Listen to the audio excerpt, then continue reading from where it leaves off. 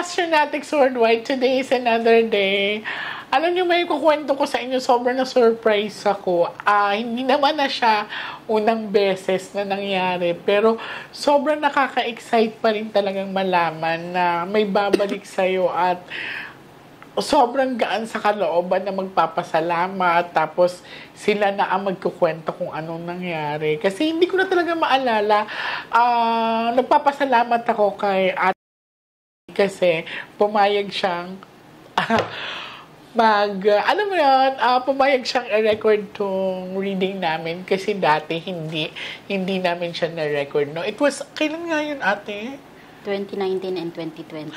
So, 2019 at saka 2020. So, anong nangyari sa reading natin dati, ate? Hindi ko na kasi maalala. So, na-surprise ako nung sinabi mo na, Miss J, nakapunta na ako sa'yo at yung mga sinabi ng baraha is nangyari. At saka, nakakataba ng puso na sinabi mo sa akin ngayon na yung pagtitiwala ko sa'yo, yun ang hinugutan ko ng lakas. Anong nangyari, ate?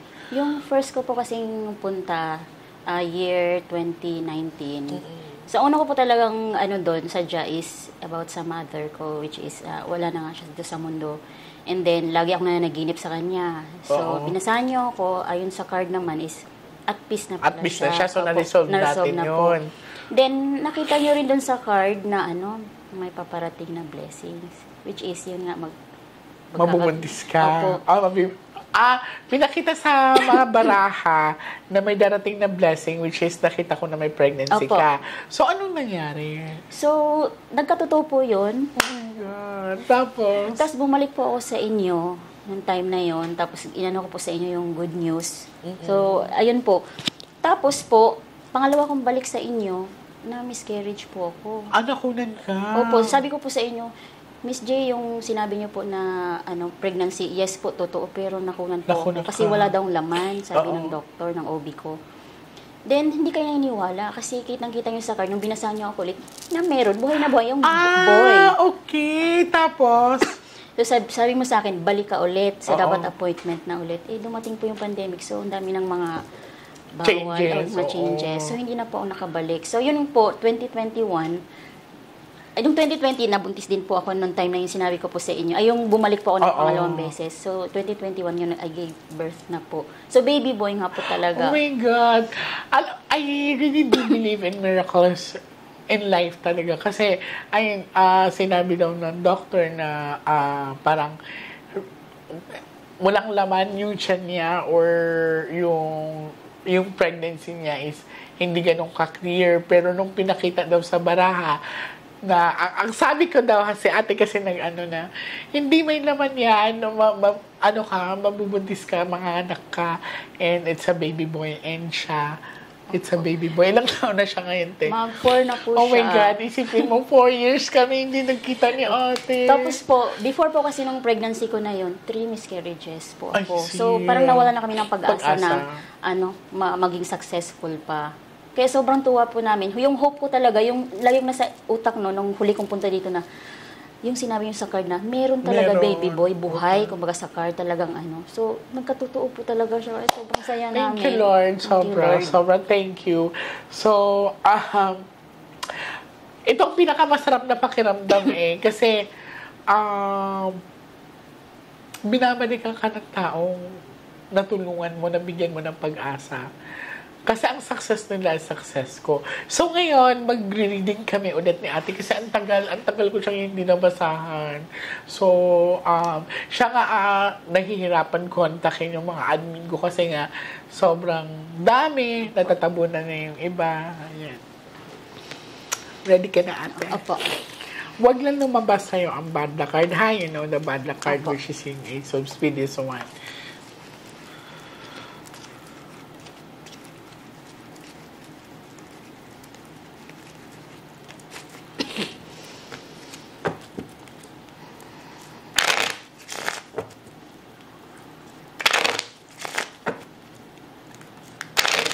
Minsan kinikalabutan din ako pag sila ang nagkukwento. Grabe talaga. Si ate nandoon pa siya sa maliit kong bahay. Opo, tama. Actually, ito rin yung jacket ko. Tayo nag-picture tayong dalawa. Ano? Okay. Now, pick one card, ate. Thank you. So, this is you. I'm hoping that this is a red card. Okay, sa mga makakapanood nito, mag-ingat po kayo sa mga scammer kasi sobrang galing po nila. Mahalata nyo pag-scammer pag mamimilit po talaga sila. Okay? Sila mismo ang namimilit sa mga kausap nila. So, mag-ingat kayo. Kung maaari, mag-video call kayo. Especially online reading sa mga nasa OFW there. So, mag-ingat po kayo sa kung gusto nyo magpa-reading, magpa-schedule. Mas maganda mag-video call kayo. Makita nyo ang admin ko, si Irene, si Abby, and I have additional 2, si Melo and si Trixie. Yeah. Sila din po ay clearly nakatag sa Facebook ko, okay? Uulitin ko po, ang mga scammer, malalaman nyo po, mali po yung minsan pangalan na ginagamit.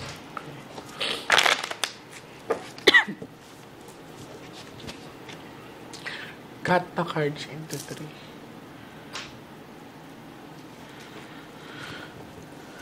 So, ate, ikaw to, I'm hoping that this is a red card. Kumuha ka ngayon ng 7 cards, so to talagay mo dito.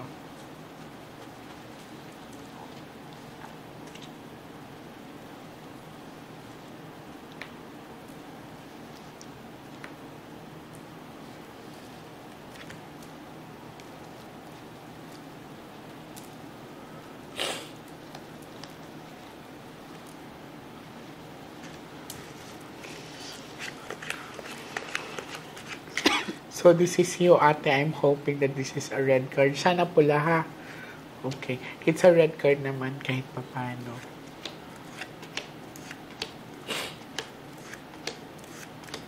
I'm very, very happy. So, money will not be the problem. You're a money magnet person. Yan. So, andito din yung anak mong lalaki. Pero, nag-iisip ka ng malalim. No? May mga pagkakataon na parang napapahinto ka, andito ka sa point na decision making. Titignan natin. Okay?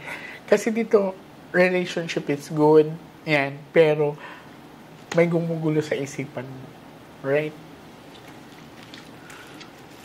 Ate, mag-pray ka na lumabas ang Ace of Hearts, Diamond, at saka Flower. Makakabawi ka sa pera. Nakita mo mga diamond. Cut the cards into 3.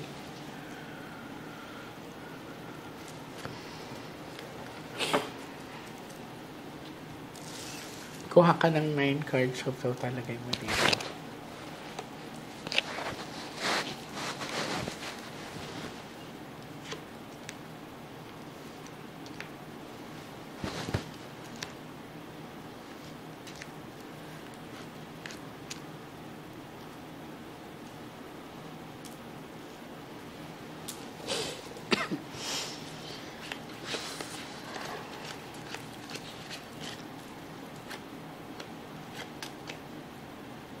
Okay. Ay, naku. Delikado. So, this is a bad luck card. Hindi ako papayag. Sa pinakita ng baraha, kasi this is you, di ba? Ikaw to, Queen of Hearts. This is a bad luck card, so medyo risky daw. Si ate ay nag-iisip sa isang desisyon na malapit sa puso niya na may hospitalization or operation. So, pero ito ay bad luck card. Kaya mo ba siyang dalhin sa akin? Gusto niya po sanang sumama kasi may online class po kasi siya. Kaya ba niya sumama bukas? Ano po ba bukas? Ano po kasi face-to-face po kasi bukas sa I MOA. see. Friday? Wednesday. No, Friday. Friday po talaga. Oo. Kasi ang gamutan is usually at Friday. No? Ate, delikado kung uoperahan siya. Oh my God. Ayan, Na-schedule na ba siya? Actually po, yung nakadalawang ultrasound na po kasi kami, sabi nga po malaki na raw yung bukol. And then, nagpunta po ako ng PGH last 2 weeks ago. Then, alam niyo naman po pag public, mahaba ang pila. Oo, mahaba ang So, pila. pinabalik po kami ng September. Then, for evaluation. Then, sabi nga po sa amin ng OB na it takes 1 to 6 months daw yung ganung surgery. Depende sa case. Tingnan natin. Ha? Gusto ko siyang, Ako, Lord. baka kaya pa ng cleansing.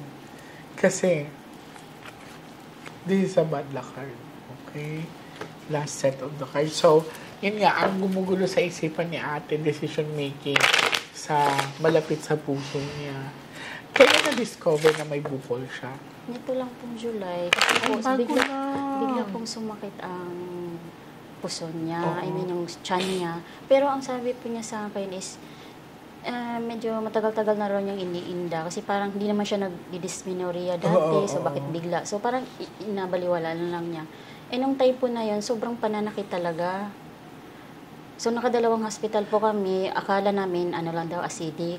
So, hindi pa rin nawala sa gamot. So, nagpa-check up na kami. So, binigyan kami ng referral for whole yung abdomen. And then, doon po nakita may bukol. Then, nag-ano pa po ulit ng transrectal. Since dalaga pa po kasi Sige, siya. tingnan So, natin. Cut the card 23. So, ayun na nga, lumabas na nga sa baraha. Ano mo ate, talagang pinabalik ka sa akin. po, totoo po. Kasi sa tagal ng panahon na nandito ka ngayon sa critical decision making, talagang dinala ka sa akin ulit. Tama po.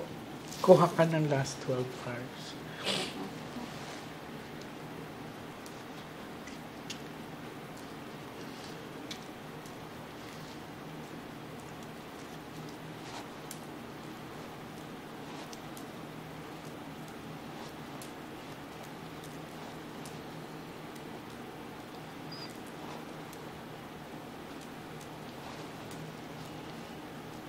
Po, no? Oo.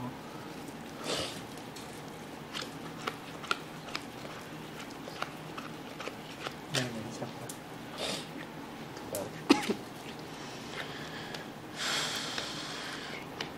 Puro itim-utin. Kailangan mo siyang dalhin sa akin. Oh, puro itim. Kailangan mo siyang dalhin sa akin. Sa anak mong lalaki, wala akong nakitang problema. Sa relationship din, wala naman din pero mas worried ako sa anak mong babae. Nag-itim mo. So, makikita mo puro itim. Kung kaya mo siyang dalhin sa akin ng Friday, please do. Okay. Sabihan mo lang yung admin mo. I'm willing to help, ate. Sige po. Para sa anak mo. Okay? Maraming salamat, ate. Basta, titingnan natin kung kaya pa ba. Okay. Ate, naniniwala ako na kaya andito ka ulit para sa desisyon na to. Hindi lang sa'yo, kundi para sa anak mo. Okay? Maraming salamat, ate. In Thank you Jesus' po. name. Thank you.